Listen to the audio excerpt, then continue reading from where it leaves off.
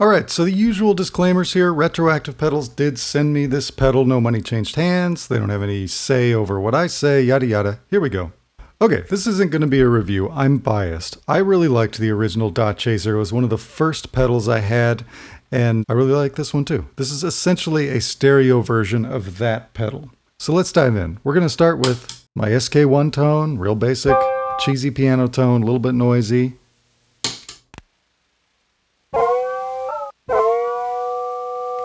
That's beautiful. That is fucking great. But let's talk about how we get there. I'm actually going to switch to a different tone. Yeah, let's go with the flute for a minute. All right, and we are going to kind of zero out these settings. Again, off. And back on. Okay, so to start off, you'll notice the stereo image is instantly a little bit spread versus this. This is a mono signal going into this pedal. And even with things turned all the way down, we get some stereo imaging happening. So that's important to note. You cannot zero out the stereo image, which for some people might be bothersome. I don't mind it because this pedal is more on the extreme color end rather than trying to do, I don't know, subtle work. But let's dive into what each of these knobs does, at least as far as I understand it. Okay, so first is lag. So this is essentially a delay pedal, but not kind of your average delay pedal in that it doesn't feed back. You only get one tap of the delay. So I have the mix all the way up. So all we're hearing is delay. And there's a bit of a tonal difference between short delay time, which is on the right side, I believe, to a longer delay time, which is noisier, and probably a little more downsampled.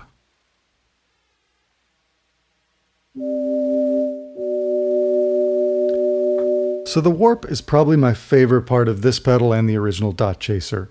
It's modulation. It's pitch modulation. But rather than just being an LFO or something like that, it's based on an envelope follower that is following, obviously, your input signal and then cueing the modulation to be more active when your signal is louder and less active when it's not. I'm going to turn it all the way up. You can hear it again. Here it is in the middle. This isn't a super dynamic synth tone I'm playing. So if I switch to the piano, turn this up a bit, you can hear when the piano starts. When it's louder, it really modulates. And then it kind of settles in. Okay, now I'm going to go back to this tone. So what's interesting about this is that it means that one of the controls for this pedal is actually not on the pedal in a sense. The volume of your input is going to make a huge difference to how the warp reacts. So if I go quieter, it's not going to do much at all. If I go louder, it's going to do a lot more. And it's going to start to distort. And if I switch to a longer lag time, it's going to get a little more active also.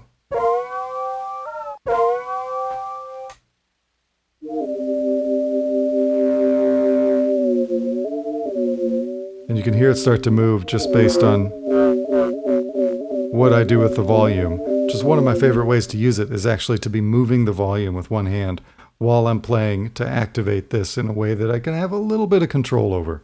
This is a pedal that's kind of hard to, to feel like you're actually controlling what's happening, which makes it great for happy accidents and sometimes a little difficult to fit into very context-specific situations, but I tend to like pedals like this. Okay, so let's talk about the second sort of thing about this pedal that is so cool, which is having control over the stereo separation. So I'm going to kind of zero it out again. Yeah, okay. So obviously, you can just have different lag times. Hopefully you have headphones on right now or a good stereo setup. You're going to hear real stereo separation there. Like that's kind of an extreme example. They're just practically fully separated. But that can be really nice. And then this can be especially nice, having different amounts of warp between the two. You can get kind of a more alive and sometimes subtle stereo separation going here.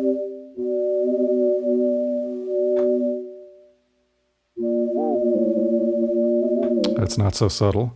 And now with a little bit of lag time separation also.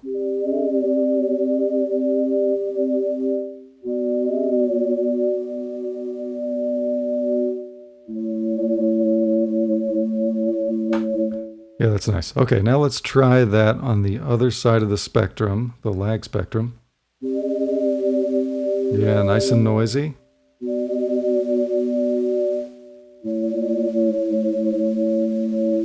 That's beautiful. All right, now we're going to try it on some percussion. We're just going to use some very cheesy SK1 beat. Here it is without the pedal doing anything. Let's zero this out again. All right, we'll turn this up enough to get the warp moving. There we go, now it's doing some stuff. Maybe a little less. Nice stereo separation there. I love that. Get them super separated. It's nice on the noisier side too. It's also super fun to just get one of these really glitching out. And I'm going to bump it up and distort a bit.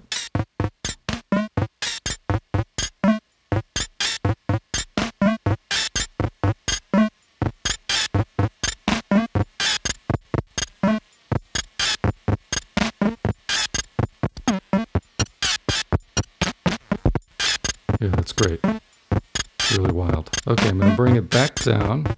And I'm going to try to get some chords going along with it so we can hear how the two combine.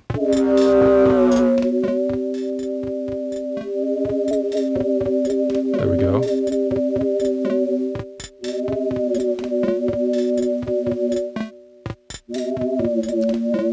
You can hear the percussion envelope kind of moving the pitch of the chord as well.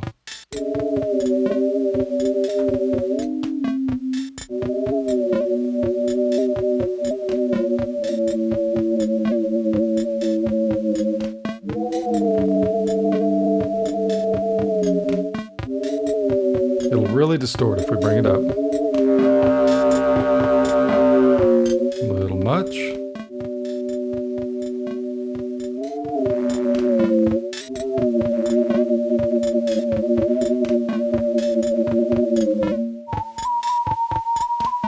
Yeah, nice on that high note.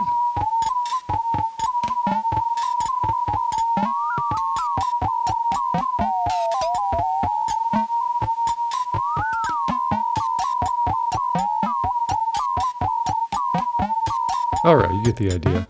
So yeah, really interesting pedal. Great for bouncing things out of a DAW and back in. Also great on mono signals, creating an interesting stereo image out of them. A little bit tapey, a little bit noisy, slightly distorted. Let me know what you think in the comments below. Thanks for watching.